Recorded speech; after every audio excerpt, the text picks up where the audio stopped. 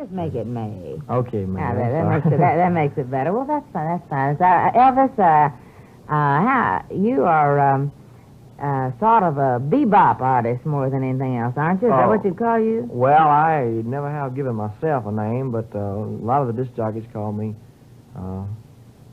bopping, hillbilly, and bebop. I don't know what. Sort of a combination of things, but I've seen you perform, and you're a terrific performer. And a lot of my listeners have seen you, and they've heard your records, and they think they're very wonderful. And, of course, you really skyrocketed to fame on That's All Right, Mama. Wasn't that the one? Well, yes, ma'am. That was the one that got me on my way and everything. It's kind of... And on Sun Records, I believe. Ma'am. That's right. I think that's very fine, and you've started touring the country, and you've covered a lot of territory in the last few months, I believe.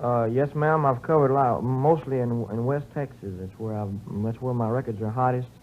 Around in San Angelo and Lubbock and Midland and Amarillo. And they tell me that they almost mob you there, the teenagers. They like you so much. But, you know, I happen to know that you have toured all down in the eastern part of the country, too, down through Florida and around, and that the people went for you there about as well as out in West Texas. Isn't that right? Well, I wasn't very well known down here. I'm just with a small company, and my records don't have a distribution that they should have, but... Well, of course, that's coming. You know, it takes a little bit of time for that. And you know, some of the people who've been in the business 20 years, they're just, it takes that long to get distribution all over the United States. But I think you are one of the fastest rising young stars perhaps in the field.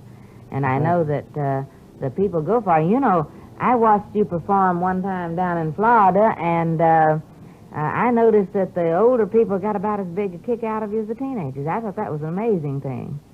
Well, I imagine just the way all three of us move on the stage, we act like we just... Yes, and we mustn't leave out Scotty and Bill, who really do a terrific job in backing you up. Well, they sure do. I really am lucky to have those two boys because they really are good. Each one of them has an individual style of his own. And do you know what I can't understand is how you keep that leg shaking just at the right tempo all the time you're singing.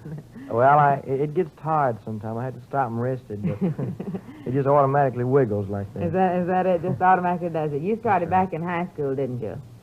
Singing around public performances for school and things of that sort? Well, no, I never did sing anywhere in public in my life till I made this first record. Is that right? Yes, ma'am. And then you just went right on and you to their hearts, and you're doing a wonderful job, and I want to congratulate you on that.